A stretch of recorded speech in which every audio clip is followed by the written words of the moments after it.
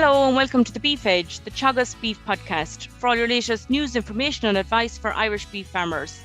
I'm Catherine Egan, and with rising costs and beef price, on this episode I'm joined by Aidan Murray, Teagasc Beef Specialist, to discuss what price you can afford to pay for stock at the minute, what impact will costs have on the bottom line, and what prices are needed to cover these costs.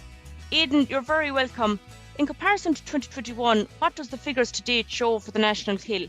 Well, so far this year, Catherine, we've probably put through an extra 58,000 cattle. The predictions from Board BIA this year would suggest that we're probably going to slaughter somewhere in the region of 1.77 million, which is about 85,000 ahead of where we of last year. But the interesting fact so far is that that figure is there's 57,000 of that potential 85,000 already through the system.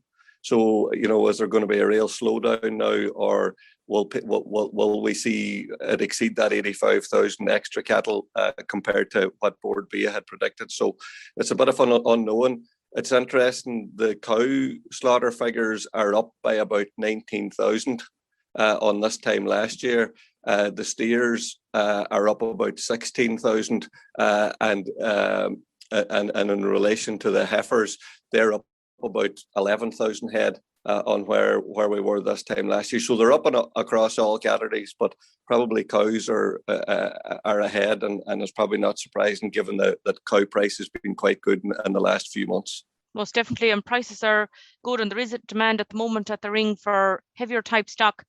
How much of a difference is there this year for what's being paid in comparison to last year?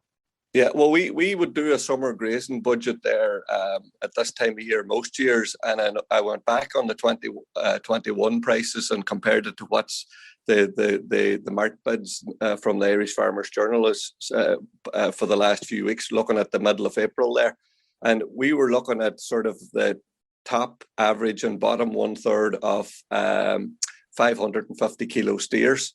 And on average, they're probably up somewhere in the region of 35 to 37 cent a kilo live weight compared to this time last year. So the top third of steers, for example, in April of 21 were being traded at around about €2.50 a kilo. That price there in the middle of April this year was sitting at about €2.86. And what in effect that does, it adds roughly about €200 to the cost of that steer.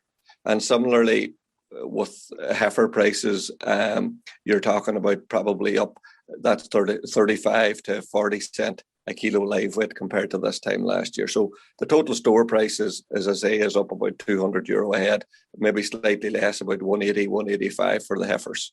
And farmers that are doing up budgets at the moment, you mentioned there the €200 additional cost.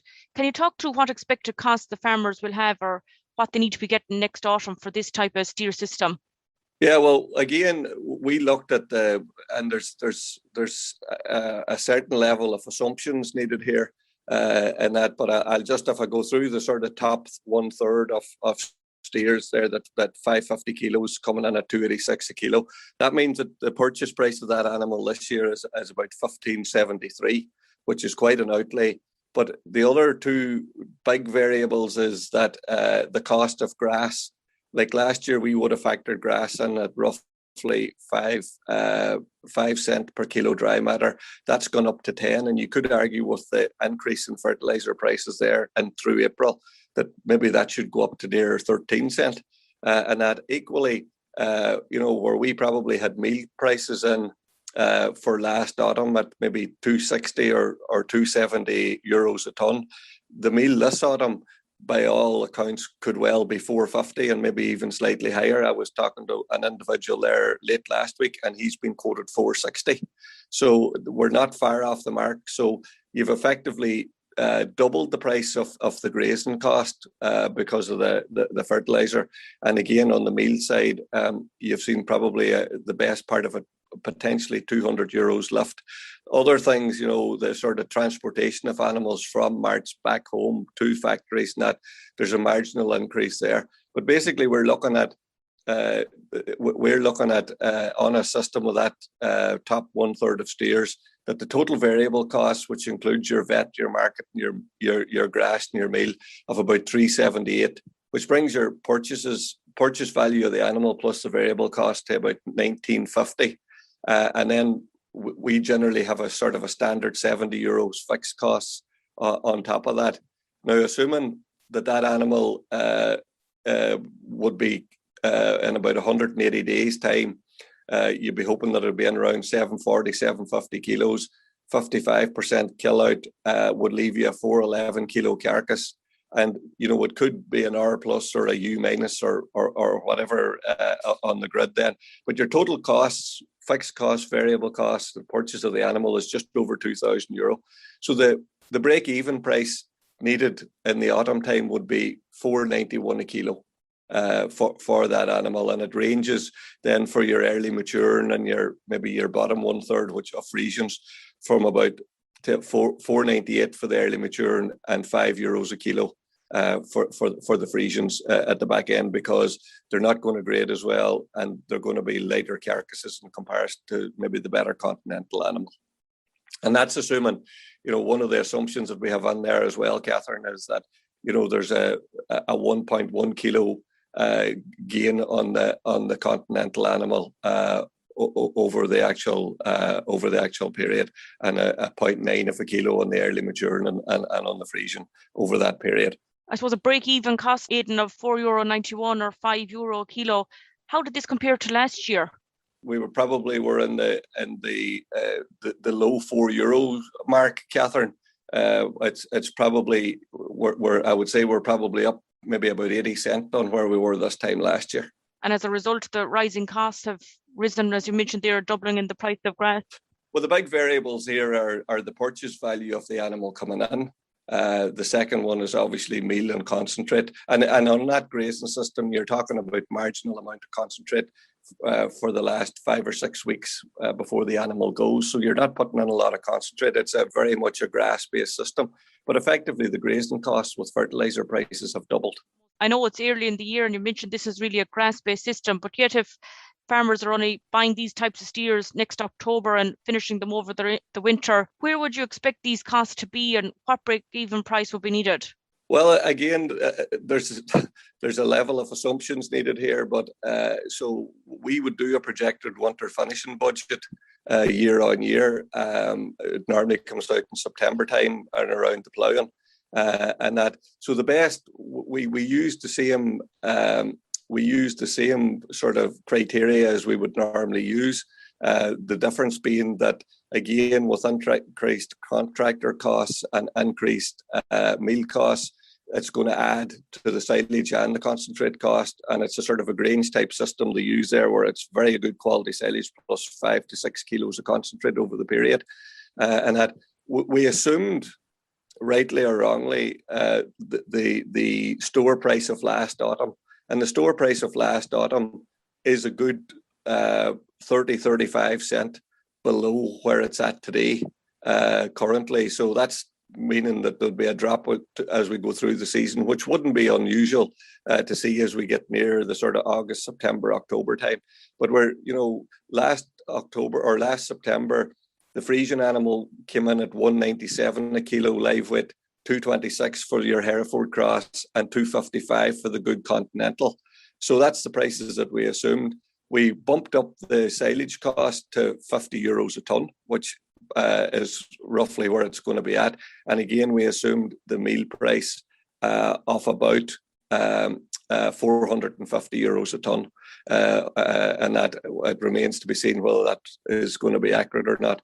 But just even a ballpark figures there, your Friesian is going to need a break-even price in the spring of 23 of €5.08 a kilo, 5.43 for your Hereford cross and your continental cross.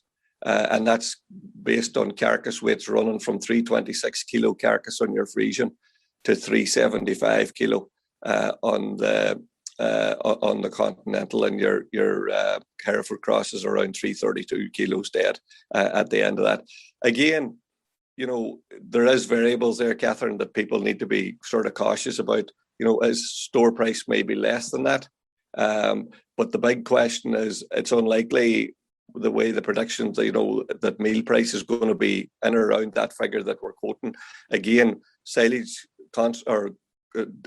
diesel prices are where they're at, fertilizer prices are where they're at, and contractors are going to have to be sort of paid for that. So silage is going to be dear. So meal and silage looks as if it's going to be dear.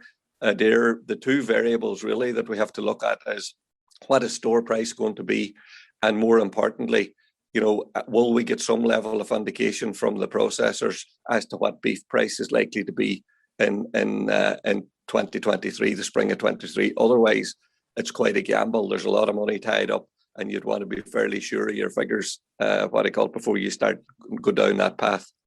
What advice have you for farmers that are growing steers now at the minute over the summer and intending to finish them next winter? Yeah, the main point, I suppose, is look, that you're keeping an eye that animals are going into the sheds as heavy as possible, so that you're getting as much weight gain as you possibly can off grass.